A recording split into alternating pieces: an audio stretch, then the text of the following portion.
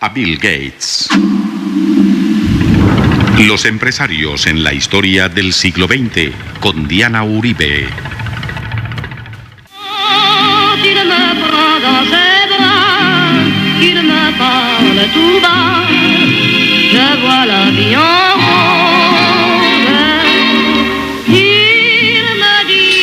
Buenas. Hoy vamos a ver un personaje al que le tocó la vida en rosa, al que realmente le tocó la vida en rosa. Un personaje que dio esperanza y prosperidad a través de la moda a un pueblo que había sufrido los mayores rigores. El personaje de hoy es Christian Dior, y a diferencia de Coco Chanel, para quien la vida fue particularmente dura en sus orígenes y que le tocó a pulso hacerse, este personaje nace en Normandía, es hijo de un industrial y de una mujer muy elegante, lo que marcaría sobre él un gusto desarrollado desde temprana edad. Dicen de él que tuvo una infancia feliz y sin historia, que tenía bastantes condiciones, y por un lado su historia no fue tortuosa ni truculenta como la de muchos de los personajes que hemos visto, sino fue una historia más bien plena, corta, eso sí. Él va a morir a los 52 años en pleno éxito, en el cenit de su gloria, pero feliz. O sea, él pudo hacer lo que quiso. Nació pues, en el seno de una familia acomodada. La vida fue para él en rosa, lo que no es para Edith Piaf. Era la misma época cuando él lanzará sus colecciones en que todo esto sonaba, y la moda la marcaría él de una manera definitiva. Este personaje va a estudiar ciencias políticas por presiones familiares, y después va a poner una galería de arte, que siempre fue su verdadero sueño. Era un enloquecido por la estética, un personaje pues así con una apreciación estética absolutamente desarrollada. Y él va buscando la manera de acercarse al mundo de la moda. Entonces empieza a trabajar con la casa de Robert Piguet, luego va a prestar el servicio militar durante la Segunda Guerra, luego después de la casa de Piguet, va a trabajar con Lucien Lelong y con la compañía de Pierre Balmain. Pierre Balmain es un personaje que va a ser como, digamos, como el que le va a dar el primer empujón. Y cuando empieza a trabajar con él, y después se va a encontrar, o sea, él va a encontrar una serie de personas que lo van a ayudar, digamos, en su sueño para acercarse al mundo de la moda. Entonces él va a trabajar en talleres de costura, y luego va a conocer a más personajes que lo van a ayudar, y va a conocer a un industrial de la moda, a uno de los que tiene las industrias textiles, que son los que en último término determinan la moda. La moda se trabaja sobre lo que los textileros necesiten vender en esa temporada. Sobre esos materiales se diseña, pero fundamentalmente la industria la van haciendo aquellos que son los textileros, los fabricantes del material, de la tela. Entonces él se va a encontrar con estos personajes y va a trabajar con Bussac, y le va a decir que él quiere trabajar con él, pero le advierte que su intención fundamental es crear su propia casa. Entonces, después de trabajar en varias casas de moda, él va a desarrollar y va a poder, con la ayuda de un amigo, pues todos los que están en este mundo que hemos visto de la moda han necesitado de una pequeña ayuda de sus amigos. Con más oportunidades, pero todos la han necesitado, y con eso abrirá su casa en diciembre del 46, es cuando él va a abrir la casa de Dior, de Christian Dior. Este personaje, tal vez su vida, digamos, el carente de mayores dificultades, tal vez su vida hecha con cierto nivel de holgura, le va a permitir un concepto en la moda que va a significar el despeje, el salir adelante después de años terribles de oscuridad. Y eso tal vez será su mayor éxito. Hay momentos en que la gente quiere olvidar las épocas terribles, y la moda que él va a lanzar trae esperanza. trae esperanza porque trae riqueza de tiempos anteriores. Entonces, en la época en que él empieza a lanzar sus diseños, él empieza a dar la perspectiva de que ya pasaron los tiempos más terribles, pues como sería de bueno que nosotros pudiéramos estar en ese momento en que ya pasaban los tiempos terribles. Entonces, ¿qué había pasado en Europa? En Europa acababa de terminar la Segunda Guerra Mundial, terminó en el 45.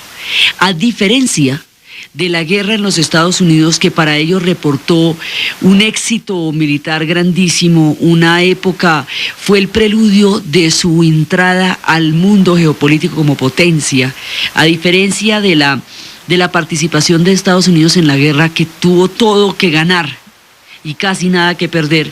Europa sí lo pierde todo.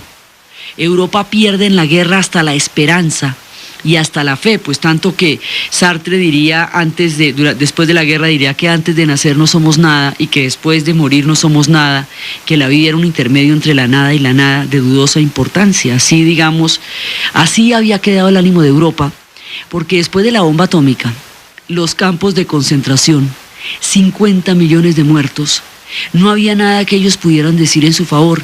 Fue un suicidio de la razón y una sensación de que ellos, que habían generado lo que ellos consideraban civilización, y la única que ellos consideraban que era una civilización, se habían llevado y habían llevado al mundo a la destrucción. No tenían nada que decir para defenderse de todos los horrores que habían pasado. ¿Qué significa la guerra? La guerra significa racionamiento, digamos a nivel cotidiano, fuera de la muerte, fuera de la proximidad inminente de la muerte que cambia totalmente la perspectiva de la vida y de todo. Significa racionamiento, significa escasez, significa restricciones, significa que cada pedazo de comida hay que cuidarlo, que todo el tiempo hay que estar en situación de austeridad, porque en la guerra lo primero que pasa es que todo empieza a escasear y el dinero se está invirtiendo en la guerra, así que todo se va en impuestos, todo se va en mandarle a los soldados en el frente. La población civil sufre particularmente los rigores de la guerra porque es la que la paga con la escasez, la paga con las restricciones, la paga con las tarjetas de racionamiento.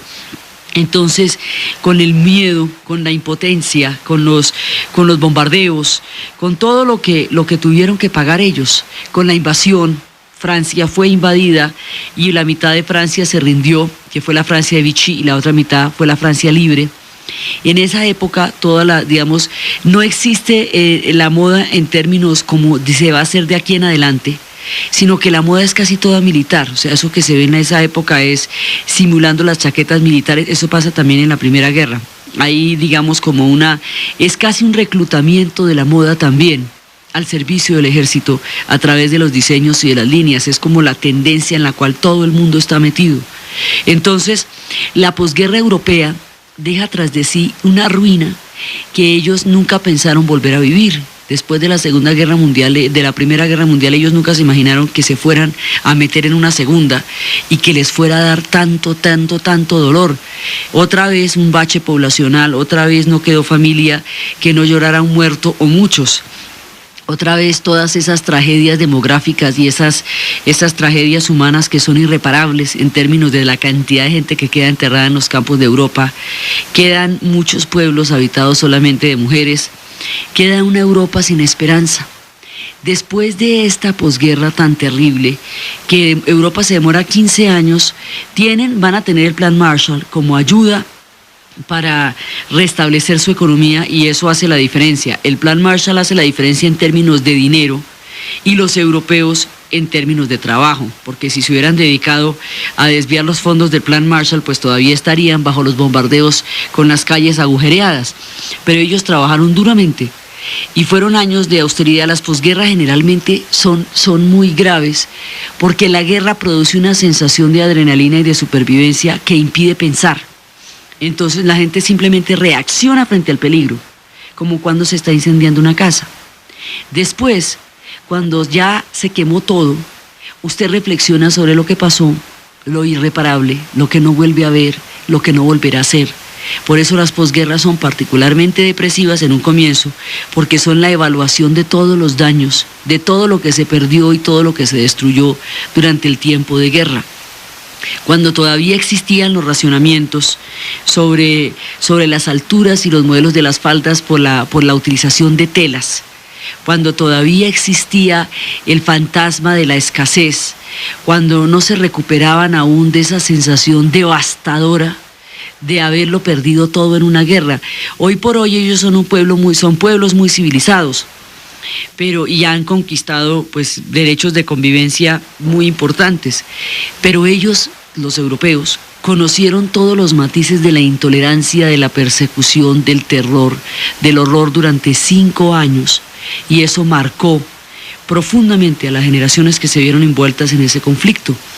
Entonces, la perspectiva del 47 es una perspectiva todavía aterradora, todavía están pasando tiempos muy difíciles y todavía en ese momento las cosas están todavía mal. La Guerra Fría ya está empezando a tomar su forma de paranoia y de persecución. En el año de 1947, que es cuando se va a lanzar la colección de Dior, se publica en Holanda el diario de Ana Frank, la conmovedora historia de esta niña que cuenta todo lo que significó el haberse escondido en su familia durante todo el tiempo de la ocupación alemana en Holanda, y cómo ella fue capturada y murió en el último tren que iba para Auschwitz. Después de ese tren ya no volvieron a salir los trenes, ya entraron los aliados, pero ella muere en el último tren que iba para Auschwitz. En el 47 la Guerra Fría se instala.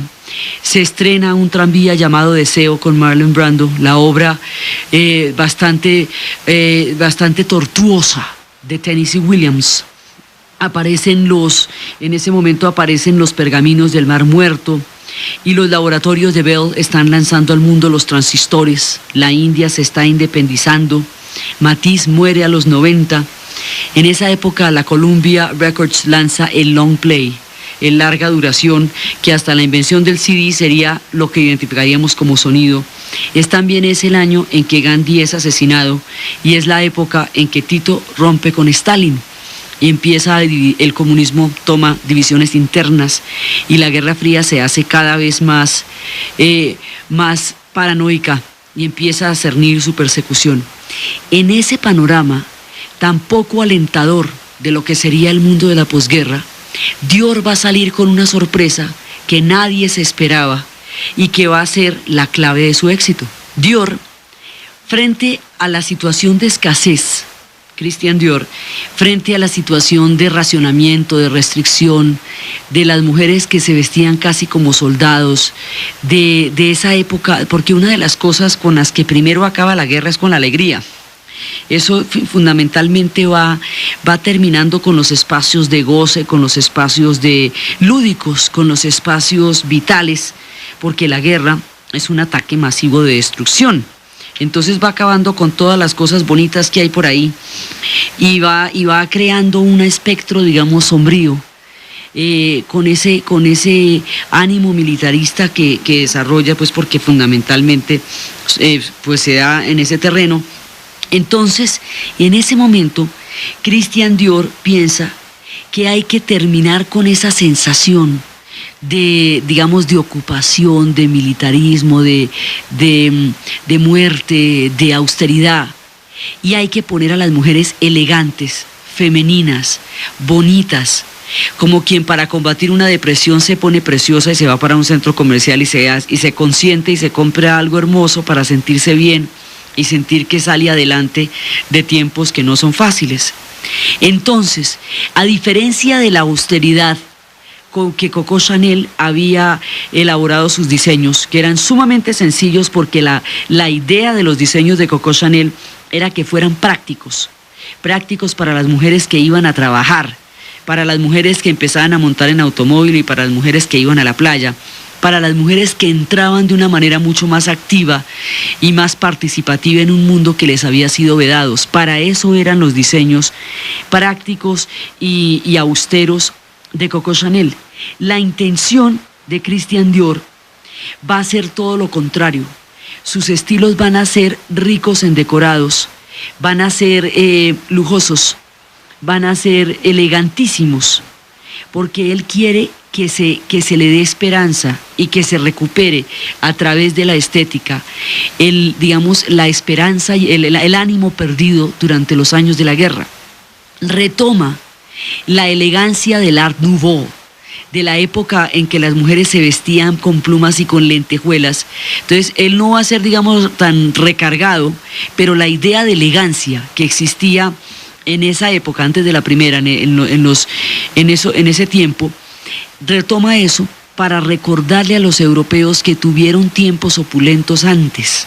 Es muy importante, digamos, otra de las formas como los pueblos recuperan históricamente su ánimo frente a tiempos adversos, es recordando tiempos mejores. Entonces, a través de la elegancia de la moda, él recupera el sentido de una sociedad que conoció mejores tiempos de los que estaban corriendo, pero que puede volver a recuperarlos en cualquier momento. Ya pasó la destrucción. Entonces vienen estas chaquetas de hombreras. ¿Se acuerdan las hombreras que nosotros vemos? Esas chaquetas de hombreras con la cintura de avispa. Esa cinturita pequeñita que se ve en las películas de ese talle absolutamente fino, y una falda ancha, rotonda, en A, que llega casi hasta el tobillo, un poco más alta, elegantísima. Son chaquetas de paño, de lana, cuando las restricciones todavía estaban funcionando, cuando se decía que los abrigos no podían ser totalmente de lana, que las faldas debían tener tal medida porque se usaban más tela de la necesaria. Estaban desperdiciando la tela que se necesitaba para vestir a todo el mundo, en la época en que estaban hasta ahora saliendo de la olla. Hay fotos de las más exquisitos modelos de Christian Dior en Londres, sobre las calles todavía agrietadas por los bombardeos. O sea, todavía había huecos de los bombardeos en las calles. Allá los huecos en las calles son poco comunes. Había huecos todavía en las calles cuando estos modelos exquisitos caminaban por allá en medio de un mundo que apenas se recomponía del horror. Entonces, Christian Dior lanza una silueta que está conformada por las hombreras anchas y redondeadas. Está conformada por una cintura muy fina y por una falda ancha. Más adelante esa falda ancha también en su propia colección se le van a poner estas polleras, y lo que va a ser toda la moda de los 50 la va a imponer él. La moda de las 50 la hemos visto en todas las películas que ustedes quieran. ¿Quiénes se vestían así? Las mujeres de Hitchcock, en La ventana indiscreta. Esas mujeres se vestían, Grace Kelly en La ventana indiscreta está vestida totalmente con la moda de Christian Dior. Eva Perón personalmente la vistió Christian Dior. Las mujeres más elegantes de esa época, las referencias que tenemos en el cine de los 50, que es una profusión de películas muy grandes, toda esa moda que uno ve que él tiene la manga un poquito corta o que tiene la chaqueta y donde contrasta lo fino de la cintura con lo ancho de la falda y las sombreras de la chaqueta, eso con lo cual uno identifica la década de los 50, esos son los modelos de Christian Dior. A esos modelos se les dio el nombre de New Look, el nuevo look. Y la idea del nuevo look era la idea de que había quedado atrás la austeridad. Todavía no era cierto en rigor. Esos modelos eran carísimos todavía y había restricciones y racionamientos aún en cuanto a la tela y a la utilización de los materiales. Pero la idea era que se estaba dejando atrás un tiempo terrible, y por eso es que él va a tener tanto éxito. Eso, todo el mundo se siente llamado a la elegancia, a la coquetería, a la seducción, después de un tiempo que fue tan duro. Las guerras normalmente después de las guerras vienen o las modas muy elegantes o las modas muy frenéticas, porque se tarda un tiempo la cultura en recuperar el ánimo que destruyen las guerras. Entonces este hombre significa la prosperidad en un tiempo en que todavía no ha llegado. Entonces es casi como una llamada de ánimo en el momento en que apenas empiezan a salir de los horrores, y Francia pues quedó bastante lacerada por esa guerra. Él devolverá a París su característica del centro de la moda. Será desde París desde donde se van a irradiar los modelos, y la moda empieza a volverse muy importante porque empieza a dar la sensación, es digamos la que más contribuye a la sensación de que el tiempo peor ya pasó. Es como la que más alivia, concentrarse en la moda y en los pliegues y en la falda y estar divinamente vestido se convierte en una manera de sentir que se conjura la mala suerte, la mala fortuna que había pasado durante los tiempos de guerra. Venían de un mundo devastado y querían verse elegantísimos y preciosos, y eso es lo que Dior entiende. Tal vez porque su vida fue tan, digamos, tan grata, él podía dar de sí gratitud, tal vez porque siempre estuvo en contacto con la exquisitez, podía demostrar, utilizar la exquisitez como conjuro contra la mala fortuna. Eso fue, digamos, como el punto en que él entendió eso. Ahora, empresarialmente hablando, él es el que va a empezar a trabajar con las marcas. Él es el que va a establecer las licencias y las patentes, porque esos modelos son inmediatamente copiados en el mundo entero. Entonces él lo que va a hacer es que esa ropa de marca, la ropa de marca tiene el nombre del diseñador en las bufandas. Entonces, si ustedes ven la ropa de Christian Dior, tiene la marca en las bufandas. Él es el primero que hace eso. Los demás todavía no. Bueno, todos lanzan perfumes. Él también empezó haciendo sombreros, pero los sombreros eran únicos, absolutamente únicos para cada mujer. Entonces, él empieza a marcar la ropa y a establecer empresarialmente el problema de las patentes y las licencias de creación, que es una de las cosas que marcará la alta costura. Hoy por hoy las prendas llevan la marca como lo más visible. Hoy por hoy eso es casi que un estándar del diseño. Pero en esa época él fue el primero en que, para evitar esa proliferación tan impresionante de sus colecciones sin su autorización, por lo menos que las que él hiciera llevaban esa marca. Entonces él empresarialmente entiende que se está abriendo una industria que va a ser importantísima, y la moda adquiere a partir de la posguerra una importancia colosal. Se vuelve, digamos, uno de los centros de atracción del mundo del espectáculo, del mundo de la industria, del mundo de la vida cotidiana, del mundo del hogar, de las mujeres de la época, y se va a convertir, digamos, la moda se instala en la cultura de una manera mucho más profunda y definitiva de lo que lo había hecho antes. Los tiempos de la posguerra traen esa gran importancia de la moda, además porque eso después se va a extender y a generalizar hacia todo tipo de mujeres de toda clase. Eso ya lo había hecho Coco Chanel, pero ahora que ha pasado la guerra, que todo el mundo quiere, digamos, cosas que sean menos pesadas y menos agobiantes, se hacen indispensables cuando han pasado las guerras. La gente queda saturada de la trascendentalidad de la muerte, queda saturada de la inminencia del peligro y quiere hablar de otra cosa. Como quien ha visto muchísimos noticieros en un día y ya no se aguanta un muerto más y quiere que le hablen de otra cosa completamente diferente, no que lo distraiga, sino que le alivie la sensación permanente de dolor y de pesadez que producen las hecatombes. Entonces, en la posguerra, el mundo adopta la moda como uno de sus paradigmas y como uno de los puntos de referencia más claros sobre la llegada de tiempos mejores, y eso es lo que significa la moda de Christian Dior, la llegada de tiempos mejores, la elegancia, la feminidad. Quería exaltar la feminidad porque las mujeres antes eran soldados. Entonces él decía, no era que las mujeres estuvieran en la guerra, digamos, combatiendo, ellas estuvieron en casa creando las armas, pero era recuperar el sentido de la exquisitez femenina como un regalo estético para ellas y para los hombres, que se van a sentir a través de esto que están en una época diferente. Entonces era rescatar la elegancia, la ropa interior se hace importantísima, se diseña de una manera muy hermosa para ser vista, para que no sea lo de esconder. Es la época de los ligueros y la época de los brasieres, que son de materiales muy, muy lindos, que son hermosos. La sensualidad viene a convertirse en parte de los ingredientes de la esperanza de una sociedad que ha perdido la fe. Por eso la moda se vuelve tan importante en la posguerra en Europa. En Estados Unidos es la prosperidad y la sociedad de consumo la que le va a dar a la moda la relevancia que va a tener. En Europa es la necesidad de esperanza y la quimera de una prosperidad que los aleje de los tiempos tan amargos, la que le va a dar a la moda su importancia. Por una u otra razón, la moda adquiere una importancia fundamental en la posguerra, Y además, durante la guerra, pues la fabricación de vestidos era un objetivo pragmático. No había, digamos, un centro de la moda, porque pues el mundo se estaba acabando. Prácticamente el impacto, la escala del conflicto que significó la Segunda Guerra Mundial no daba tiempo para esto. No daba tiempo sino para salvarse y para saber dónde estaban en ese momento las divisiones alemanas y dónde estaban las divisiones aliadas.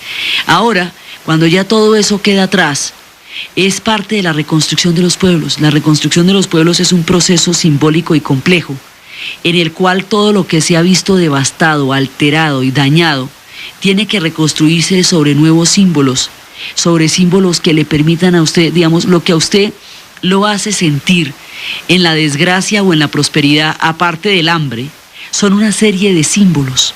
Y la falta de elementos estéticos cotidianos es uno de esos. Es uno de los símbolos que le hace a usted sentir que está en la olla o que le hace a usted sentir que está saliendo de la olla. Por eso la importancia de la elegancia, de los cortes, de las sombreras. La moda es uno de los referentes más, en el siglo XX, uno de los referentes más importantes de las épocas históricas. Siempre lo ha sido. Ustedes, ¿cómo identifican una época histórica si no es por los vestidos que se usaban en ese tiempo? Marca los hitos de los momentos. En el siglo XX hay tres referentes que le hacen a uno sentir en qué época está, que son la música, que son la moda y los automóviles. Usted ve eso y ya sabe en qué siglo está, o en qué año, o en qué momento está. Entonces, la moda le va a dar a usted el referente que hemos visto en todas las miniseries, en todas las repeticiones, el referente de los años 50, y la silueta de los años 50 la ideó y la lanzó Christian Dior. Cuando él lanza los diseños en 1947, el impacto es inmediato. Todo el mundo quiere sentirse y verse como él muestra sus modelos en esa colección. Él también empieza a desarrollar toda la línea de los accesorios, que era más bien escasa en los modelos que tenía Coco Chanel. Él va a desarrollar todos los accesorios, va a desarrollar toda una línea en materia de joyería, de perfumería, de pañoletas, de todas estas cosas que estaban prohibidas antes.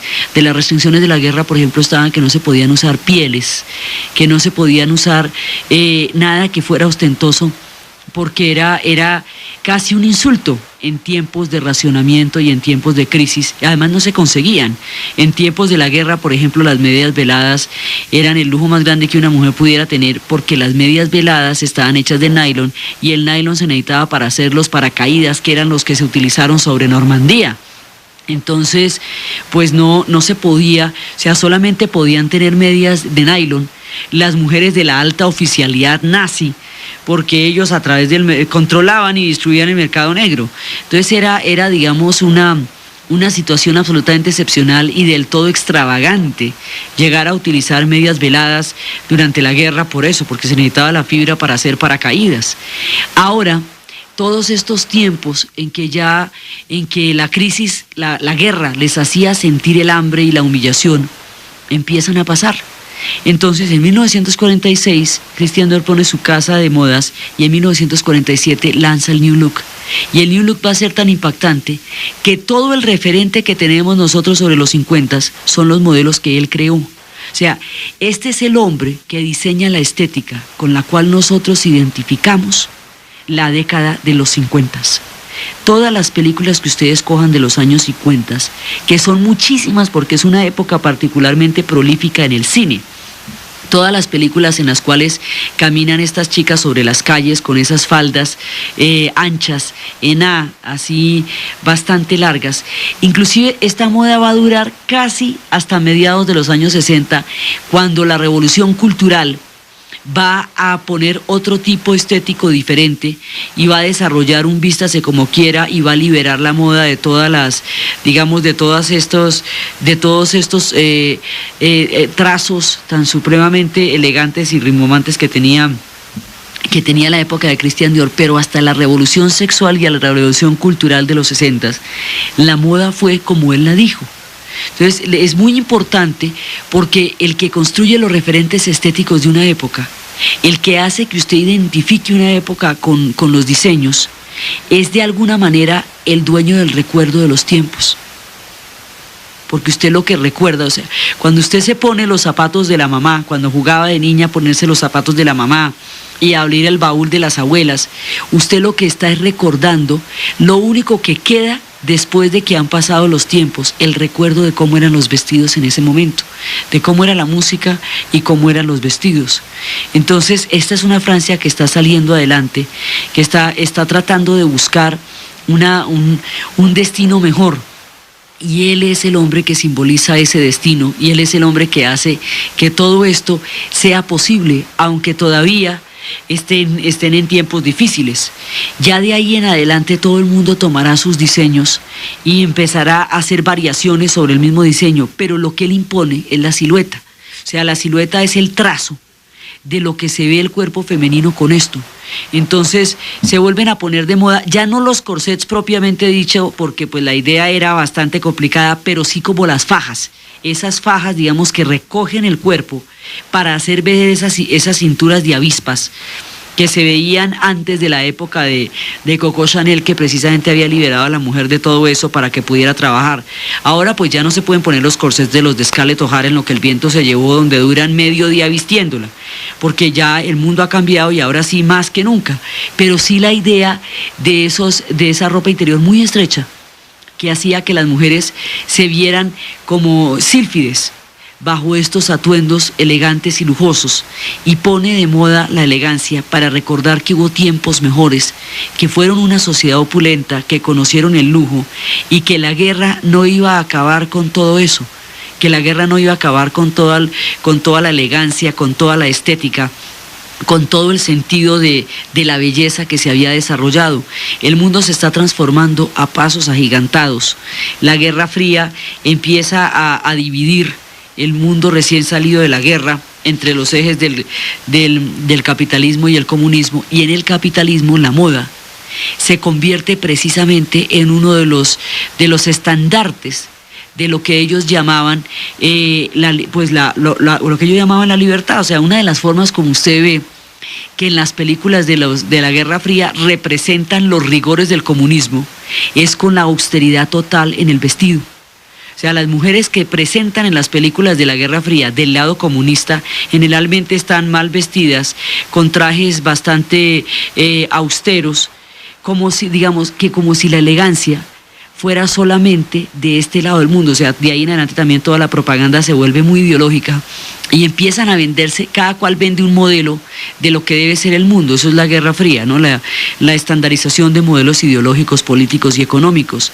Una de las cosas que exhibe Occidente, como su mejora en los niveles de vida, como su garantía de libertad, como su garantía de ser una sociedad próspera, es la moda. Precisamente la moda. Entonces, estos diseños que hace Christian Dior, buscando la elegancia después de los tiempos difíciles, adquieren una cantidad de lecturas y una cantidad de símbolos en un tiempo que está cambiando, en un tiempo que se está transformando y que está adquiriendo ese carácter bipolar de la Guerra Fría, mientras que en los países de la Europa Oriental se trabajaba la idea de que el concepto de la moda no era importante, en la medida en que eso no era una necesidad básica, que lo que ellos tenían era que reconstruir, y lo que ellos tenían era que tener resueltos los problemas más importantes de una sociedad, y que los problemas más importantes de una sociedad no pasaban por la moda.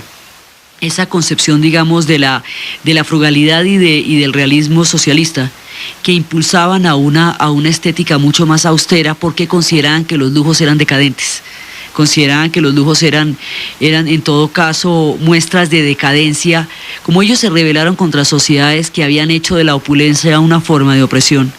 Entonces eran particularmente estrictos frente al despilfarro de lo que había sido la corte rusa, o todas esas cortes de las grandes casas dinásticas y de las coronas de los imperios. Fue contra esos imperios que se rebelaron los socialistas. Entonces para ellos era muy importante no caer en esos lujos que consideraban decadentes y demenciales, y ser austeros, porque lo que había era que solucionar las necesidades básicas de un proyecto de sociedad muy grande. Entonces trabajaban en las industrias, en los altos hornos, elogiaban al trabajador como modelo ejemplar de lo que significaba en ese momento sacar adelante la construcción del socialismo. Tenían otro tipo de estética. En la Europa occidental, la moda desempeña precisamente una de las ideas que se venden como libertad. el poder acceder a los diferentes modelos, el poder acceder a las diferentes texturas, el poder gastarle tiempo a toda a todo este recubrimiento de telas y de siluetas, es lo que ellos consideraban libertad. Por eso era lo que alguna vez habíamos dicho, que cuando le preguntaron a Eisenhower que si hubiera podido introducir clandestinamente un solo libro a la Unión Soviética, ¿cuál hubiera introducido? Él dijo un catálogo de Sears. La idea era esa, digamos, asociada al crecimiento del capitalismo y a la recuperación europea en la posguerra, está la sociedad de consumo, que en principio la va a tener los Estados Unidos porque son el primer país que se convierte en una sociedad industrial avanzada, es decir, una sociedad que llega a tener unos niveles de vida muy altos. Europa lo seguirá algunos años más tarde, cuando termine todo su ciclo de recuperación, pero van hacia allá. Entonces las sociedades de consumo empiezan a equipararse a las sociedades libres, porque existe la libertad del consumo y no hay la política de racionamiento y austeridad que tuvieron durante todos los años de la guerra. La moda es uno de los símbolos que hace que la gente sienta que está en una zona donde pueden entrar dentro de la prosperidad por los colores, por las telas, por las siluetas, y se vuelve importantísima. Entonces la moda, digamos que se puede ver desde un punto de vista como algo tremendamente light. Es importantísima en el imaginario de una cultura, porque es el referente que tienen. Y es a través de ese referente como la gente se identifica con una época o con los cambios frente a una época. Precisamente cuando ya se van a dar las revoluciones culturales de los 60s, es contra esta moda que se van a rebelar y van a proponer una libertad estética que pasa por cualquier tipo de propuestas. Pero antes de que eso pase, era muy importante esta elegancia en los 50s, que era la que daba la sensación de que el modelo que estaban intentando vender estaba tan bien fundamentado, que producía este tipo de siluetas agraciadas, elegantes, femeninas, que trabajaba los accesorios. Ahora, esto sin volver a esclavizar el cuerpo de la mujer, o sea, ya no se puede volver, digamos, a las condiciones de vida de la época anterior al automóvil, porque eso no pasó en vano. Sí, lo de Coco Chanel no pasa en vano y tampoco se revierte, pero sí se acomoda a los tiempos modernos el sentido de la elegancia para conjurar la mala suerte de los años de la guerra. Entonces, por eso es que de aquí en adelante eso sí se va a volver una industria grandísima, y se va a volver una industria muy importante, que va a ser la medida a través de la cual la sociedad se identifica y entra en contacto con una época. Entonces usted puede ver de qué época es una película sencillamente por la moda. Con eso ya sabe si es una película de época, si es una película de qué tiempo data. Digamos, es lo que queda. Usted ve las fotografías en los libros de historia y lo primero que capta es la moda. Eso es lo que le va diciendo a usted en qué época está. Y esa moda pues la hacen los diseñadores. Así que esta gente diseña los patrones culturales que quedan impresos, que son testimonios del paso de una época de la historia sobre el tiempo. Entonces este personaje, en su exquisitez y en su, digamos, y en su desarrolladísima estética, es el que va a desarrollar la moda del mundo de los 50s. El mundo de los 50s tiene muchas sombras también, porque es el tiempo de la bomba atómica también, de la amenaza de la bomba atómica, es el tiempo de la paranoia de los espías, y las espías también vestían con estas faldas de siluetas en A. Es el tiempo en que otro tipo de amenazas se ciernen, pero sobre las amenazas que se ciernen están haciendo la sociedad de consumo. Para que la moda se pueda extender necesita de la sociedad de consumo, porque sin ella no puede existir. Tienen que existir las condiciones para que la gente empiece a tener acceso a la moda, pueda tener acceso a las telas, o si no, no pasaría de ser la exhibición de una minoría como solía serlo anteriormente. Entonces, paralelamente a este llamado de esperanza que significaron las colecciones de Dior, empiezan a desarrollarse poco a poco hasta llegar a consolidarse los fenómenos de las sociedades de consumo. Christian Dior va a desarrollar toda esta estética, y cuando está en lo más exitoso, en lo más importante, en lo más impresionante de su producción artística y estética, muere repentinamente en 1957.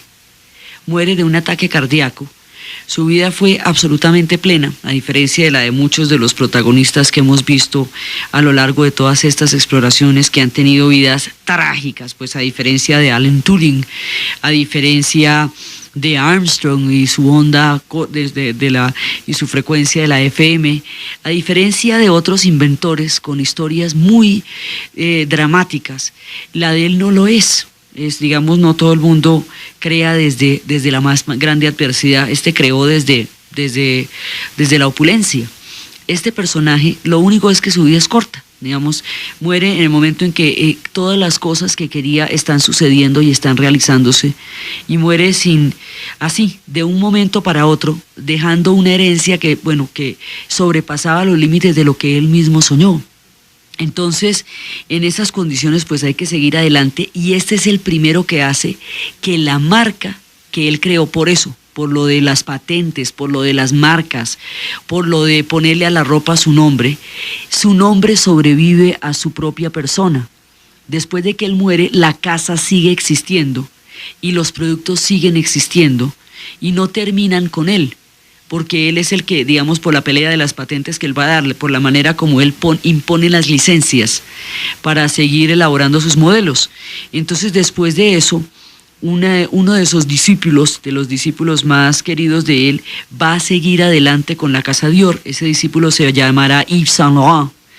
Yves Saint Laurent será también el que continúe el camino de la casa Dior, que en ese momento ya tenía casas en Caracas, en Australia, en Chile, en México, en Cuba, en Londres, en todas partes. Él continuará hasta que crea la suya propia, y desarrollará también todo lo que es la marca, todo lo que es la idea de marca y todo eso que viene de las licencias. Después esta casa, Yves Saint Laurent hará su propia casa, y a la casa Dior la van a comprar primero los ingleses y luego los italianos. Hoy todavía está en propiedad de los italianos, y va a tener tantas transformaciones como va a tener el siglo. Después llegará la moda étnica y saldrán los patrones de Afganistán ya en los 80s, y aparecerán colecciones de personajes que van a crecer allá y también después se independizarán, como Givenchy. Digamos, se vuelve como una especie de escuela también, que va a sacar adelante otro tipo de estéticas. Pero, digamos, la estética fundamental casi de los que van a crear ya la industria como industria, y la estética y todas las coordenadas, va a ser Christian Dior. Después ya la moda, cuando aparecen las sociedades de consumo, empieza a tener tal auge que ya los modelos no pueden ser completamente exclusivos. Antes los modelos se hacían para una mujer. Por ejemplo, Christian Dior vestía a Eva Perón. ¿Eso qué significa? Que él tenía los moldes del cuerpo de Eva Perón, y sobre esos moldes era que él diseñaba para ella en exclusiva. Entonces, cuando aparecen las sociedades de consumo, las sociedades que se masifican, este tipo de exquisiteces ya no son posibles. ¿Cómo se vestían las mujeres antes? Todas tenían en la familia una costurera. Cosía la mamá o cosía la tía, pero siempre había una costurera que era la que le cosía a la familia. La costura era un asunto, digamos, cotidiano y manual que la gente resolvía.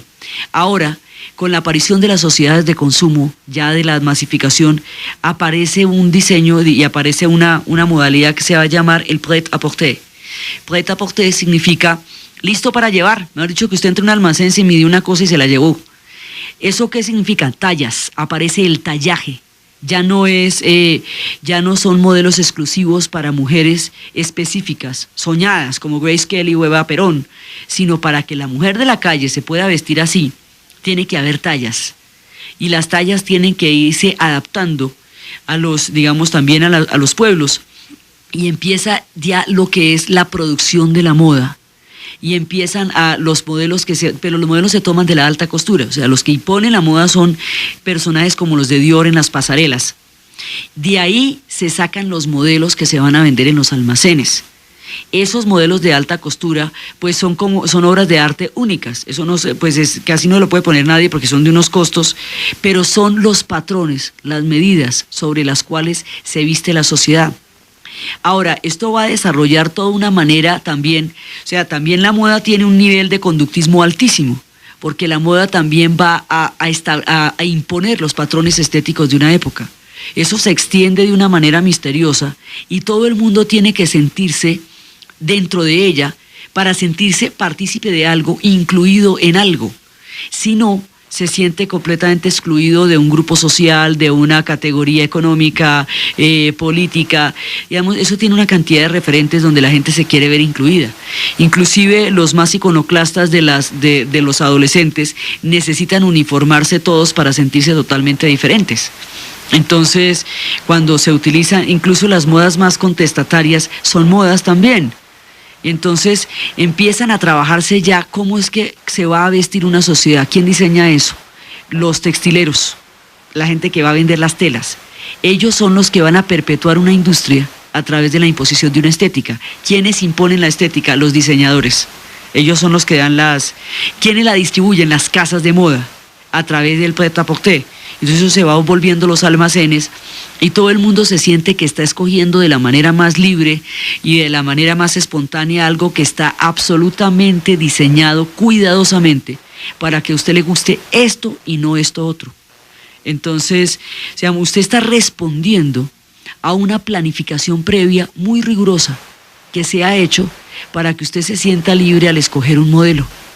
Detrás de eso hay todo un trabajo, digamos, de mercadeo, de psicología, de manejo de patrones, de manejo de códigos, de todo eso que se ha desarrollado para que usted en el momento en que entre en un almacén le guste algo que usted cree que es de su gusto personal y en realidad es toda una manera para que sea eso y no otra cosa a la que le guste. Entonces, estar, digamos, para que usted se sienta incluido o incluida dentro de un medio social y responda con los códigos que haga que la gente la tome en serio. Esos códigos están dictados por la moda. Entonces, digamos, el impacto que esto tiene es mucho más profundo de lo que uno pudiera ver a primera instancia, porque al principio parecería una cosa completamente light, pero eso tiene unas incidencias en la modificación del comportamiento y en la creación de patrones que son demasiado importantes para subestimarlas, para no tenerlas en cuenta.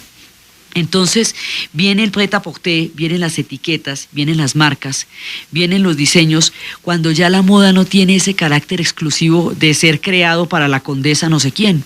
Cuando se le criticaba, nos contaba Galeano alguna vez, de las memorias del fuego, que cuando a Eva Perón la criticaban porque ella era muy elegante, pues la vestía personalmente Christian Dior desde París. Entonces, que cómo era posible que una mujer que representaba a los descamisados tuviera un trazo de elegancia tan supremamente notorio como el que ella tenía.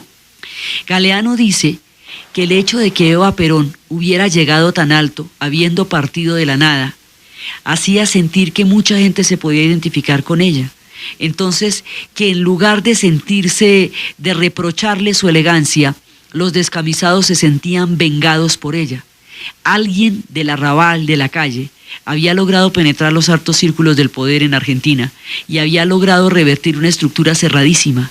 Entonces decía y ese alguien era Eva Perón. Entonces, por eso decían que ellos se sentían vengados, no ofendidos, por la profusa elegancia con que Evita aparecía tanto en los balcones como en los salones de Europa cuando emprendió su gira. Ese tipo de códigos les daba a ellos la sensación de que sí era posible una vida mejor para los que habían nacido del otro lado de la fortuna. Y eso era lo que significaba ver a Eva Perón así de elegante, vestida personalmente por Christian Dior.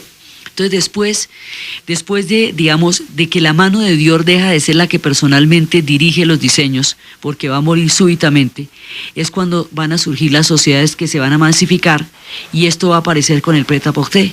Entonces se lanzan las colecciones, salen las modelos en las pasarelas, las modelos que habíamos visto que había introducido Coco Chanel. Antes lo que se hacían era maniquíes y se trabajaba sobre maniquíes. Entonces Coco Chanel va a empezar a trabajar las modelos como formas vivientes de llevar las telas. Y eso se va a volver una industria impresionante que va desde la gloria hasta la anorexia, en la cual un montón de mujeres van a sacrificar la vida por una estética de la cual ellas son simplemente un síntoma. O sea, una top model lo que hace es hacer lucir una prenda de una manera fantástica.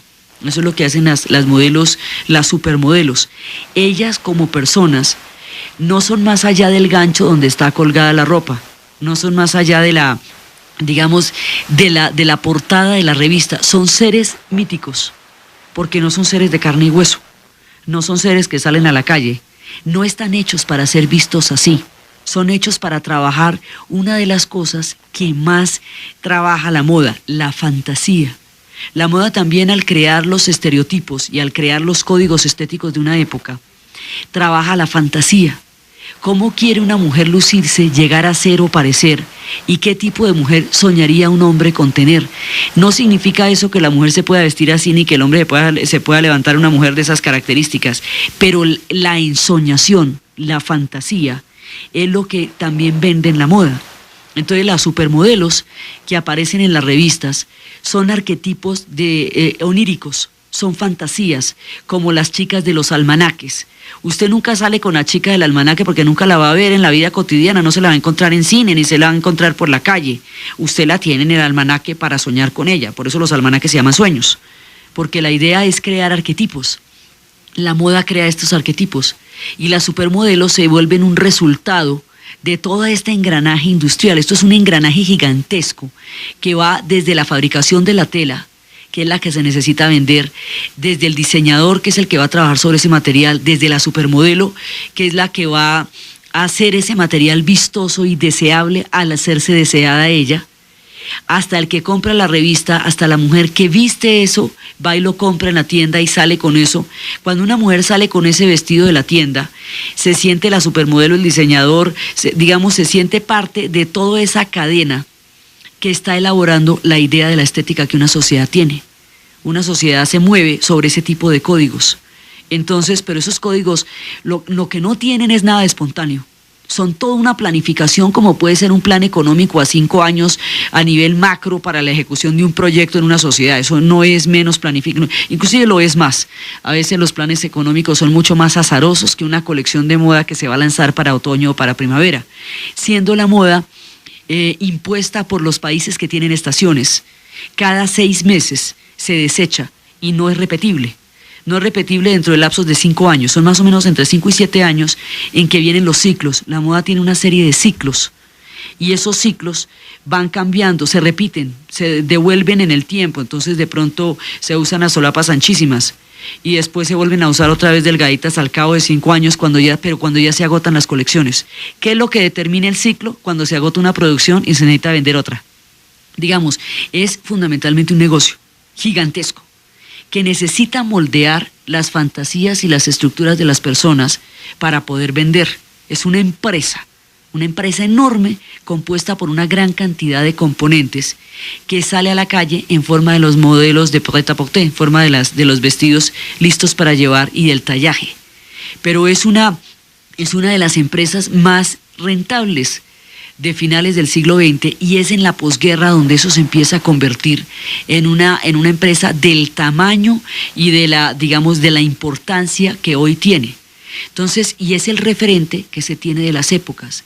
Entonces, uno de los que trazó el lineamiento de lo que sería la moda, el estilo de lo que sería la silueta, uno de los pilares de todo este engranaje que estamos viendo, que es la moda en la posguerra, en la segunda mitad del siglo XX, o sea, de los 50 para acá, de los referentes que tenemos sobre lo que son las épocas históricas y de los que rescata una sociedad a través de la estética de tiempos miserables de guerra y de destrucción, es Christian Dior, que se convierte en sinónimo de elegancia, que se convierte en sinónimo de lujo y de opulencia para conjurar el racionamiento, la escasez, las mujeres soldados y todas esas pesadillas que tenían que exorcizar los europeos a través de una silueta elegante y de una cintura de avispa. Gracias.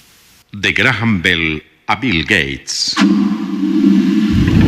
Los empresarios en la historia del siglo XX, con Diana Uribe. Está empezando a tomar su forma de paranoia y de persecución. En el año de 1947, que es cuando se va a lanzar la colección de Dior, se publica en Holanda el diario de Ana Frank, la conmovedora historia de esta niña que cuenta todo lo que significó el haberse escondido en su familia durante todo el tiempo de la ocupación alemana en Holanda, y cómo ella fue capturada y murió en el último tren que iba para Auschwitz. Después de ese tren ya no volvieron a salir los trenes, ya entraron los aliados, pero ella muere en el último tren que iba para Auschwitz. En el 47 la Guerra Fría se instala, se estrena un tranvía llamado Deseo con Marlon Brando, la obra bastante tortuosa de Tennessee Williams. En ese momento aparecen los pergaminos del Mar Muerto y los laboratorios de Bell están lanzando al mundo los transistores. La India se está independizando. Matisse muere a los 90. En esa época la Columbia Records lanza el long play, el larga duración, que hasta la invención del CD sería lo que identificaríamos como sonido.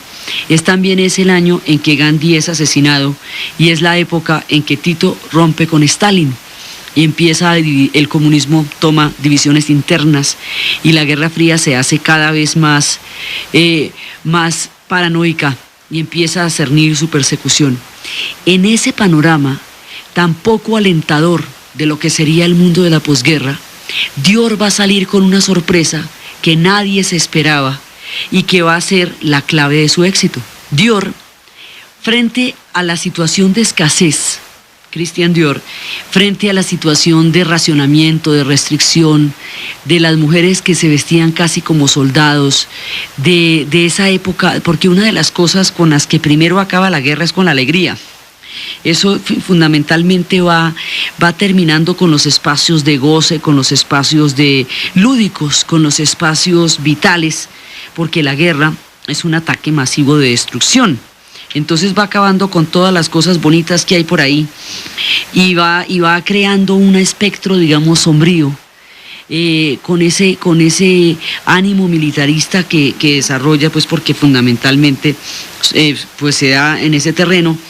Entonces, en ese momento, Christian Dior piensa que hay que terminar con esa sensación de ocupación, de militarismo, de muerte, de austeridad. Y hay que poner a las mujeres elegantes, femeninas, bonitas, como quien para combatir una depresión se pone preciosa y se va para un centro comercial y se consiente y se compra algo hermoso para hacer eso. Los textileros, la gente que va a vender las telas, ellos son los que van a perpetuar una industria a través de la imposición de una estética. ¿Quiénes imponen la estética? Los diseñadores. Ellos son los que dan ¿quiénes la distribuyen? Las casas de moda, a través del prêt-à-porter. Entonces eso se va volviendo los almacenes y todo el mundo se siente que está escogiendo de la manera más libre y de la manera más espontánea algo que está absolutamente diseñado cuidadosamente para que a usted le guste esto y no esto otro. Entonces, usted está respondiendo a una planificación previa muy rigurosa que se ha hecho para que usted se sienta libre al escoger un modelo. Detrás de eso hay todo un trabajo, digamos, de mercadeo, de psicología, de manejo de patrones, de manejo de códigos, de todo eso que se ha desarrollado para que usted en el momento en que entre en un almacén le guste algo que usted cree que es de su gusto personal y en realidad es toda una manera para que sea eso y no otra cosa a la que le guste. Entonces, estar, digamos, para que usted se sienta incluido o incluida dentro de un medio social y responda con los códigos que haga que la gente la tome en serio. Esos códigos están dictados por la moda. Entonces, digamos, el impacto que esto tiene es mucho más profundo de lo que uno pudiera ver a primera instancia, porque al principio parecería una cosa completamente light, pero eso tiene unas incidencias en la modificación del comportamiento y en la creación de patrones que son demasiado importantes para subestimarlas, para no tenerlas en cuenta. Entonces viene el prêt-à-porter, vienen las etiquetas, vienen las marcas, vienen los diseños, cuando ya la moda no tiene ese carácter exclusivo de ser creado para la condesa no sé quién. Cuando se le criticaba, nos contaba Galeano alguna vez, de las memorias del fuego, que cuando a Eva Perón la criticaban porque ella era muy elegante, pues la vestía personalmente Christian Dior desde París. Entonces, que cómo era posible que una mujer que representaba a los descamisados tuviera un trazo de elegancia tan supremamente notorio como el que ella tenía. Galeano dice que el hecho de que Eva Perón hubiera llegado tan alto, habiendo partido de la nada, hacía sentir que mucha gente se podía identificar con ella. Entonces, que en lugar de sentirse, de reprocharle su elegancia, los descamisados se sentían vengados por ella. Alguien del arrabal, de la calle, había logrado penetrar los altos círculos del poder en Argentina y había logrado revertir una estructura cerradísima. Entonces decía que, y ese alguien era Eva Perón. Entonces, por eso decían que ellos se sentían vengados, no ofendidos, por la profusa elegancia con que Evita aparecía tanto en los balcones como en los salones de Europa cuando emprendió su gira. Ese tipo de códigos era digamos, una situación absolutamente excepcional y del todo extravagante llegar a utilizar medias veladas durante la guerra por eso, porque se necesitaba la fibra para hacer paracaídas. Ahora, todos estos tiempos en que la crisis, la guerra les hacía sentir el hambre y la humillación, empiezan a pasar. Entonces, en 1946, Christian Dior pone su casa de modas y en 1947 lanza el New Look.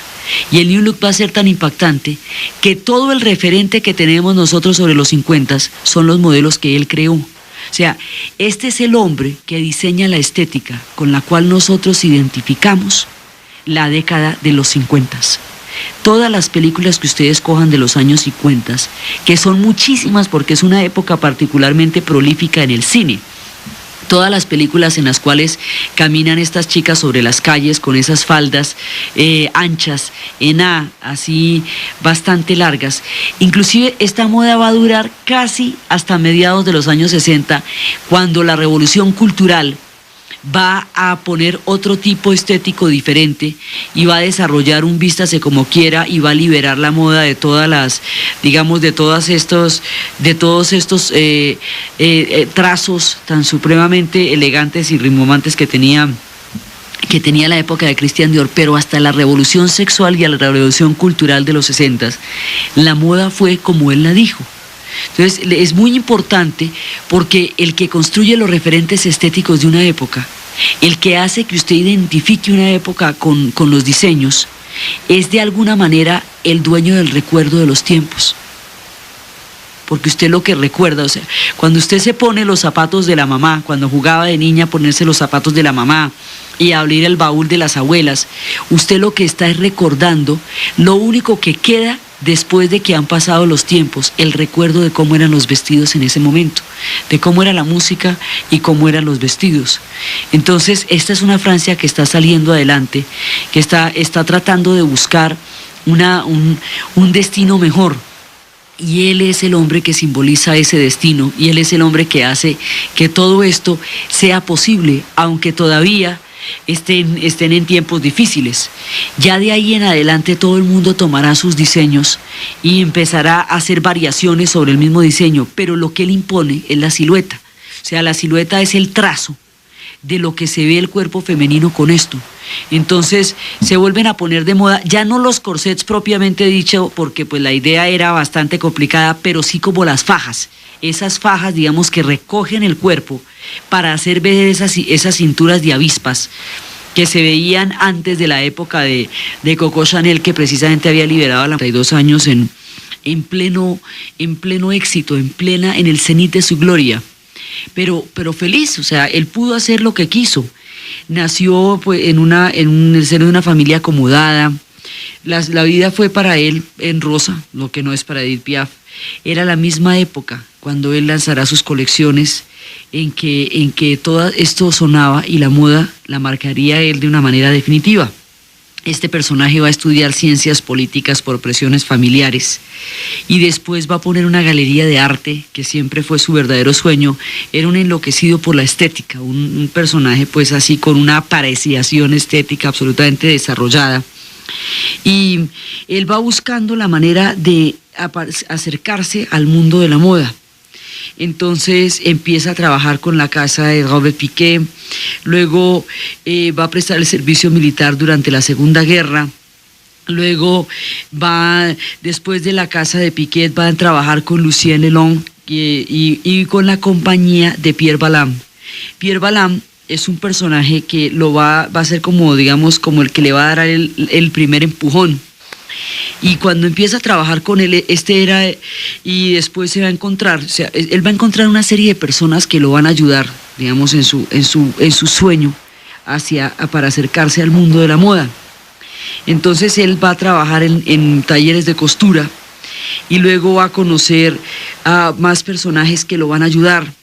Y va a conocer a un industrial de la moda, a uno de los que tiene la industria, las industrias textiles, que son los que en último término determinan la moda. La moda se trabaja sobre lo que los textileros necesiten vender en esa temporada. Sobre esos materiales se diseña, pero fundamentalmente la industria la van haciendo aquellos que son los textileros, los fabricantes del material, de la tela. Entonces él se va a encontrar con estos personajes y va a trabajar con Bussac y le va a decir que él quiere trabajar con él, pero le advierte que su intención fundamental es crear su propia casa. Entonces, después de trabajar en varias casas de moda, él va a desarrollar y va a poder, con la ayuda de un amigo, pues todos los que están en este mundo que hemos visto de la moda han necesitado de una pequeña ayuda de sus amigos. Con más oportunidades, pero todos la han necesitado, y con eso abrirá su casa en diciembre del 46, es cuando él va a abrir la casa de Dior, de Christian Dior. Este personaje, tal vez su vida, digamos, el carente de mayores dificultades, tal vez su vida hecha con cierto nivel de holgura, le va a permitir un concepto en la moda que va a significar el despeje. Los diseños que hace Christian Dior, buscando la elegancia después de los tiempos difíciles, adquieren una cantidad de lecturas y una cantidad de símbolos en un tiempo que está cambiando, en un tiempo que se está transformando y que está adquiriendo ese carácter bipolar de la Guerra Fría, mientras que en los países de la Europa Oriental se trabajaba la idea de que el concepto de la moda no era importante en la medida en que eso no era una necesidad básica, que lo que ellos tenían era que reconstruir y lo que ellos tenían era que tener resueltos los problemas más importantes de una sociedad, y que los problemas más importantes de una sociedad no pasaban por la moda. Esa concepción, digamos, de la frugalidad y del realismo socialista, que impulsaban a una estética mucho más austera, porque consideraban que los lujos eran decadentes, consideraban que los lujos eran en todo caso muestras de decadencia, como ellos se rebelaron contra sociedades que habían hecho de la opulencia una forma de opresión. Entonces eran particularmente estrictos frente al despilfarro de lo que había sido la corte rusa, o todas esas cortes de las grandes casas dinásticas y de las coronas de los imperios. Fue contra esos imperios que se rebelaron los socialistas. Entonces para ellos era muy importante no caer en esos lujos que consideraban decadentes y demenciales, y ser austeros, porque lo que había era que solucionar las necesidades básicas de un proyecto de sociedad muy grande. Entonces trabajaban en las industrias, en los altos hornos, elogiaban al trabajador como modelo ejemplar de lo que significaba en ese momento sacar adelante la construcción del socialismo. Tenían otro tipo de estética. En la Europa occidental, la moda desempeña precisamente una de las ideas que se venden como libertad: el poder acceder a los diferentes modelos, el poder acceder a las diferentes texturas, el poder gastarle tiempo a todo este recubrimiento de telas y de siluetas. Es lo que ellos consideraban libertad. Por eso era lo que alguna vez habíamos dicho, que cuando le preguntaron a Eisenhower que si hubiera podido introducir clandestinamente un solo libro a la Unión Soviética, ¿cuál hubiera introducido? Él dijo un catálogo de Sears. La idea era esa, digamos, asociada al crecimiento del capitalismo y a la recuperación europea en la posguerra, está la sociedad de consumo, que en principio la va a tener los Estados Unidos porque son el primer país que se convierte en una sociedad industrial avanzada, es decir, una sociedad que llega a tener unos niveles de vida muy altos. Europa lo seguirá algunos años más tarde, cuando termine todo su ciclo de recuperación, pero van hacia allá. Entonces las sociedades de consumo empiezan a equipararse a las sociedades libres, porque existe la libertad del consumo y no hay la política de racionamiento y austeridad que tuvieron durante todos los años de la guerra. La moda es uno de los símbolos que hace que la gente sienta, es un bache poblacional, otra vez no quedó familia que no llorara un muerto o muchos. otra vez todas esas tragedias demográficas y esas tragedias humanas que son irreparables en términos de la cantidad de gente que queda enterrada en los campos de Europa. Quedan muchos pueblos habitados solamente de mujeres. Queda una Europa sin esperanza. Después de esta posguerra tan terrible, que Europa se demora 15 años, van a tener el Plan Marshall como ayuda para restablecer su economía, y eso hace la diferencia. El Plan Marshall hace la diferencia en términos de dinero y los europeos en términos de trabajo, porque si se hubieran dedicado a desviar los fondos del Plan Marshall, pues todavía estarían bajo los bombardeos con las calles agujereadas. Pero ellos trabajaron duramente y fueron años de austeridad. Las posguerras generalmente son muy graves porque la guerra produce una sensación de adrenalina y de supervivencia que impide pensar. Entonces la gente simplemente reacciona frente al peligro, como cuando se está incendiando una casa. Después, cuando ya se quemó todo, usted reflexiona sobre lo que pasó, lo irreparable, lo que no vuelve a ver, lo que no volverá a ser. Por eso las posguerras son particularmente depresivas en un comienzo, porque son la evaluación de todos los daños, de todo lo que se perdió y todo lo que se destruyó durante el tiempo de guerra. Cuando todavía existían los racionamientos sobre las alturas y los modelos de las faldas por la utilización de telas, cuando todavía existía el fantasma de la escasez, cuando no se recuperaban aún de esa sensación devastadora de haberlo perdido todo en una guerra. Hoy por hoy ellos son pueblos muy civilizados, y han conquistado pues derechos de convivencia muy importantes, pero ellos, los europeos, conocieron todos los matices de la intolerancia, de la persecución, del terror, del horror durante 5 años, y eso marcó profundamente a las generaciones que se vieron envueltas en ese conflicto. Entonces, la perspectiva del 47 es una perspectiva todavía aterradora. Todavía están pasando tiempos muy difíciles y todavía en ese momento las cosas están todavía mal. La Guerra Fría ya está empezando a tomar su forma de paranoia y de persecución.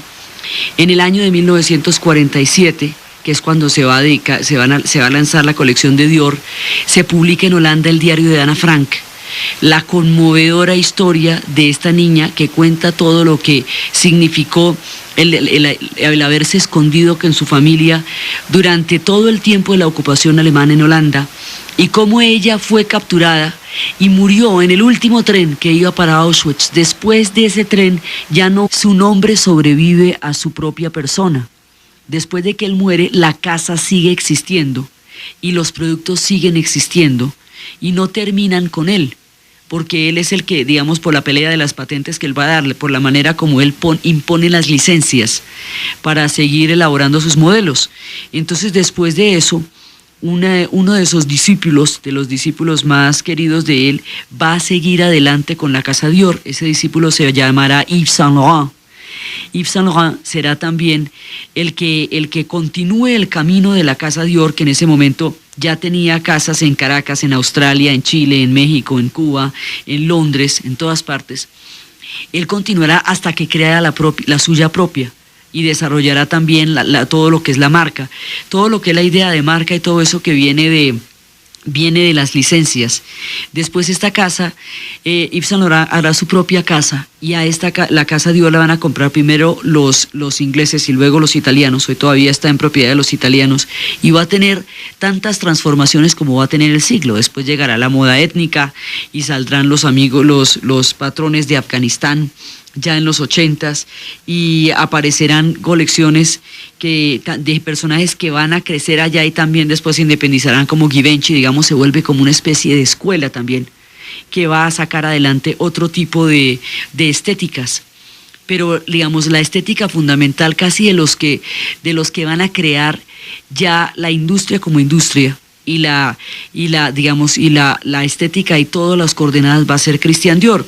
Después ya la moda, cuando aparecen las sociedades de consumo, empieza a tener tal auge que ya los modelos no pueden ser completamente exclusivos. Antes los modelos se hacían para una mujer. Por ejemplo, Christian Dior vestía a Eva Perón. ¿Eso qué significa? que él tenía los moldes del cuerpo de Eva Perón y sobre esos moldes era que él diseñaba, para ella en exclusiva. Entonces, cuando aparecen las sociedades de consumo, las sociedades que se masifican, este tipo de exquisiteces ya no son posibles. ¿Cómo se vestían las mujeres antes? Todas tenían en la familia una costurera. Cosía la mamá o cosía la tía, pero siempre había una costurera que era la que le cosía a la familia. La costura era un asunto, digamos, cotidiano y manual que la gente resolvía. Ahora, con la aparición de las sociedades de consumo, ya de la masificación, aparece un diseño y aparece una modalidad que se va a llamar el prêt-à-porter. Prêt-à-porter significa listo para llevar. Me ha dicho que usted entra a un almacén, se midió una cosa y se la llevó. ¿Eso qué significa? Tallas, aparece el tallaje. Ya no son modelos exclusivos para mujeres específicas, soñadas, como Grace Kelly o Eva, son fantasías, como las chicas de los almanaques. Usted nunca sale con la chica del almanaque porque nunca la va a ver en la vida cotidiana, no se la va a encontrar en cine, ni se la va a encontrar por la calle. Usted la tiene en el almanaque para soñar con ella, por eso los almanaques se llaman sueños, porque la idea es crear arquetipos. La moda crea estos arquetipos y las supermodelos se vuelven un resultado de todo este engranaje industrial. Esto es un engranaje gigantesco que va desde la fabricación de la tela, que es la que se necesita vender, desde el diseñador, que es el que va a trabajar sobre ese material, desde la supermodelo, que es la que va a hacer ese material vistoso y deseable al hacerse deseada ella, hasta el que compra la revista, hasta la mujer que viste eso, va y lo compra en la tienda y sale con eso. Cuando una mujer sale con ese vestido de la tienda, se siente la supermodelo, el diseñador, se siente parte de toda esa cadena que está elaborando la idea de la estética que una sociedad tiene. Una sociedad se mueve sobre ese tipo de códigos. Entonces, pero esos códigos, lo que no tienen es nada de espontáneo. Son toda una planificación, como puede ser un plan económico a 5 años a nivel macro para la ejecución de un proyecto en una sociedad. Eso no es menos planificado, inclusive lo es más. A veces los planes económicos son mucho más azarosos que una colección de moda que se va a lanzar para otoño o para primavera, siendo la moda impuesta por los países que tienen estaciones. Cada 6 meses se desecha y no es repetible. No es repetible dentro de lapsos de 5 años, son más o menos entre 5 y 7 años en que vienen los ciclos. La moda tiene una serie de ciclos y esos ciclos van cambiando, se repiten, se devuelven en el tiempo, entonces de pronto se usan las solapas anchísimas y después se vuelven a usar otra vez delgaditas al cabo de 5 años, cuando ya se agotan las colecciones. ¿Qué es lo que determina el ciclo? Cuando se agota una producción y se necesita vender otra. Digamos, es fundamentalmente un negocio gigantesco que necesita moldear las fantasías y las estructuras de las personas para poder vender. Es una empresa enorme compuesta por una gran cantidad de componentes que sale a la calle en forma de los modelos de prêt-à-porter, en forma de los vestidos listos para llevar y del tallaje. Pero es una de las empresas más rentables de finales del siglo XX y es en la posguerra donde eso se empieza a convertir en una empresa del tamaño y de la importancia que hoy tiene. Entonces, y es el referente que se tiene de las épocas. Entonces, uno de los que trazó el lineamiento de lo que sería la moda, el estilo de lo que sería la silueta, uno de los pilares de todo este engranaje que estamos viendo que es la moda en la posguerra, en toda en la segunda mitad del siglo XX, o sea, de los 50 para acá, de los referentes que no están hechos para ser vistos así, son hechos para trabajar una de las cosas que más trabaja la moda, la fantasía. La moda también, al crear los estereotipos y al crear los códigos estéticos de una época, trabaja la fantasía. ¿Cómo quiere una mujer lucirse, llegar a ser o parecer? ¿Y qué tipo de mujer soñaría un hombre con tener? No significa eso que la mujer se pueda vestir así, ni que el hombre se pueda levantar una mujer de esas características, pero la ensoñación, la fantasía, es lo que también vende en la moda. Entonces las supermodelos que aparecen en las revistas son arquetipos oníricos, son fantasías, como las chicas de los almanaques. Usted nunca sale con la chica del almanaque porque nunca la va a ver en la vida cotidiana, no se la va a encontrar en cine, ni se la va a encontrar por la calle. Usted la tiene en el almanaque para soñar con ella, por eso los almanaques se llaman sueños, porque la idea es crear arquetipos. la moda crea estos arquetipos y las supermodelos se vuelven un resultado de todo este engranaje industrial. Esto es un engranaje gigantesco que va desde la fabricación de la tela, que es la que se necesita vender, desde el diseñador, que es el que va a trabajar sobre ese material, desde la supermodelo, que es la que va a hacer ese material vistoso y deseable al hacerse deseada ella, hasta el que compra la revista, hasta la mujer que viste eso, va y lo compra en la tienda y sale con eso. Cuando una mujer sale con ese vestido de la tienda, se siente la supermodelo, el diseñador, se siente parte de toda esa cadena que está elaborando la idea de la estética que una sociedad tiene. Una sociedad se mueve sobre ese tipo de códigos. Entonces, pero esos códigos lo que no tienen es nada de espontáneo. Son toda una planificación, como puede ser un plan económico a 5 años a nivel macro para la ejecución de un proyecto en una sociedad. Eso no es menos planificado, inclusive lo es más. A veces los planes económicos son mucho más azarosos que una colección de moda que se va a lanzar para otoño o para primavera, siendo la moda impuesta por los países que tienen estaciones. Cada 6 meses se desecha y no es repetible. No es repetible dentro de lapsos de 5 años, son más o menos entre 5 y 7 años en que vienen los ciclos. La moda tiene una serie de ciclos y esos ciclos van cambiando, se repiten, se devuelven en el tiempo, entonces de pronto se usan a solapas anchísimas y después se vuelven a usar otra vez delgaditas al cabo de 5 años, cuando ya se agotan las colecciones. ¿Qué es lo que determina el ciclo? Cuando se agota una producción y se necesita vender otra. Digamos, es fundamentalmente un negocio gigantesco que necesita moldear las fantasías y las estructuras de las personas para poder vender. Es una empresa enorme compuesta por una gran cantidad de componentes que sale a la calle en forma de los modelos de prêt-à-porter, en forma de los vestidos listos para llevar y del tallaje. Pero es para hacer los paracaídas, que eran los que se utilizaron sobre Normandía. Entonces, pues no se podía, o sea, solamente podían tener medias de nylon las mujeres de la alta oficialidad nazi, porque ellos a través controlaban y distribuían el mercado negro. Entonces era digamos, una situación absolutamente excepcional y del todo extravagante llegar a utilizar medias veladas durante la guerra por eso, porque se necesitaba la fibra para hacer paracaídas. Ahora, todos estos tiempos en que la crisis, la guerra les hacía sentir el hambre y la humillación, empiezan a pasar. Entonces, en 1946, Christian Dior pone su casa de modas y en 1947 lanza el New Look. Y el New Look va a ser tan impactante que todo el referente que tenemos nosotros sobre los 50 son los modelos que él creó. O sea, este es el hombre que diseña la estética con la cual nosotros identificamos la década de los 50. Todas las películas que ustedes cojan de los años 50, que son muchísimas porque es una época particularmente prolífica en el cine. Todas las películas en las cuales caminan estas chicas sobre las calles con esas faldas anchas, en A, así bastante largas. Inclusive esta moda va a durar casi hasta mediados de los años 60, cuando la revolución cultural va a poner otro tipo estético diferente y va a desarrollar un vístase como quiera y va a liberar la moda de todas las, digamos, de todos estos trazos tan supremamente elegantes y rimbombantes que tenía la época de Christian Dior. Pero hasta la revolución sexual y a la revolución cultural de los 60, la moda fue como él la dijo.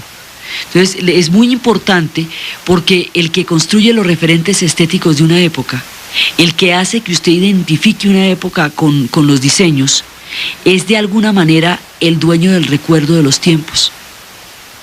Porque usted lo que recuerda, o sea, cuando usted se pone los zapatos de la mamá, cuando jugaba de niña ponerse los zapatos de la mamá y abrir el baúl de las abuelas, usted lo que está es recordando lo único que queda después de que han pasado los tiempos, el recuerdo de cómo eran los vestidos en ese momento, de cómo era la música y cómo eran los vestidos.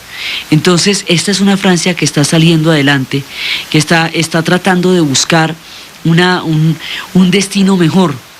Y él es el hombre que simboliza ese destino, y él es el hombre que hace que todo esto sea posible, aunque todavía estén en tiempos difíciles. Ya de ahí en adelante todo el mundo tomará sus diseños y empezará a hacer variaciones sobre el mismo diseño, pero lo que él impone es la silueta. O sea, la silueta es el trazo de lo que se ve el cuerpo femenino con esto. Entonces se vuelven a poner de él, que tuvo una infancia feliz y sin historia, que tenía bastantes condiciones, y por un lado su historia no fue tortuosa ni truculenta como la de muchos de los personajes que hemos visto, sino fue una historia más bien plena, corta, eso sí. Él va a morir a los 52 años en pleno éxito, en el cenit de su gloria, pero feliz. O sea, él pudo hacer lo que quiso. Nació pues en el seno de una familia acomodada. La vida fue para él en rosa, lo que no es para Edith Piaf. Era la misma época cuando él lanzará sus colecciones, en que todo esto sonaba, y la moda la marcaría él de una manera definitiva. Este personaje va a estudiar ciencias políticas por presiones familiares, y después va a poner una galería de arte, que siempre fue su verdadero sueño. Era un enloquecido por la estética, un personaje pues así con una apreciación estética absolutamente desarrollada. Y él va buscando la manera de acercarse al mundo de la moda. Entonces empieza a trabajar con la casa de Robert Piguet, luego va a prestar el servicio militar durante la Segunda Guerra, luego después de la casa de Piguet, va a trabajar con Lucien Lelong y con la compañía de Pierre Balmain. Pierre Balmain es un personaje que va a ser como, digamos, como el que le va a dar el primer empujón. Y cuando empieza a trabajar con él, y después se va a encontrar, o sea, él va a encontrar una serie de personas que lo van a ayudar, digamos, en su sueño para acercarse al mundo de la moda. Entonces él va a trabajar en talleres de costura, y luego va a conocer a más personajes que lo van a ayudar, y va a conocer a un industrial de la moda, a uno de los que tiene la industria, las industrias textiles, que son los que en último término determinan la moda. La moda se trabaja sobre lo que los textileros necesiten vender en esa temporada. Sobre esos materiales se diseña, pero fundamentalmente la industria la van haciendo aquellos que son los textileros, los fabricantes del material, de la tela. Entonces él se va a encontrar con estos personajes y va a trabajar con Bussac, y le va a decir que él quiere trabajar con él, pero le advierte que su intención fundamental es crear su propia casa. Entonces, después de trabajar en varias casas de moda, él va a desarrollar y va a poder, con la ayuda de un amigo, pues todos los que están en este mundo que hemos visto de la moda han necesitado de una pequeña ayuda de sus amigos. Con más oportunidades, pero todos la han necesitado, y con eso abrirá su casa en diciembre del 46, es cuando él va a abrir la casa de Dior, de Christian Dior. Es humanas que son irreparables en términos de la cantidad de gente que queda enterrada en los campos de Europa. Quedan muchos pueblos habitados solamente de mujeres, queda una Europa sin esperanza. Después de esta posguerra tan terrible, que Europa se demora 15 años, van a tener el Plan Marshall como ayuda para restablecer su economía, y eso hace la diferencia. El Plan Marshall hace la diferencia en términos de dinero, y los europeos en términos de trabajo, porque si se hubieran dedicado a desviar los fondos del Plan Marshall, pues todavía estarían bajo los bombardeos con las calles agujereadas.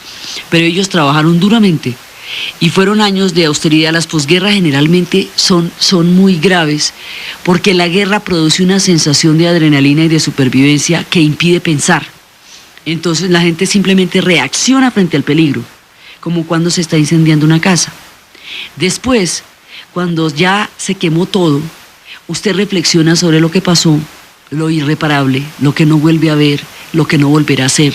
Por eso las posguerras son particularmente depresivas en un comienzo, porque son la evaluación de todos los daños, de todo lo que se perdió y todo lo que se destruyó durante el tiempo de guerra. Cuando todavía existían los racionamientos sobre las alturas y los modelos de las faldas por la utilización de telas, cuando todavía existía el fantasma de la escasez, cuando no se recuperaban aún de esa sensación devastadora de haberlo perdido todo en una guerra. Hoy por hoy ellos son pueblos muy civilizados, y han conquistado pues derechos de convivencia muy importantes, pero ellos, los europeos, conocieron todos los matices de la intolerancia, de la persecución, del terror, del horror durante 5 años, y eso marcó profundamente a las generaciones que se vieron envueltas en ese conflicto. Entonces, la perspectiva del 47 es una perspectiva todavía aterradora, todavía están pasando tiempos muy difíciles y todavía en ese momento las cosas están todavía mal. La Guerra Fría ya está empezando a tomar su forma de paranoia y de persecución.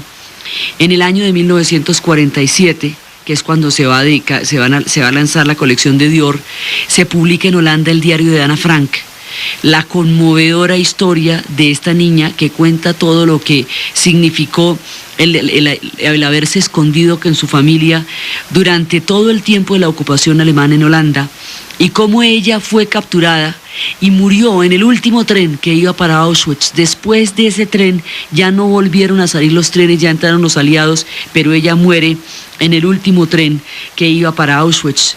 En el 47 la Guerra Fría se instala.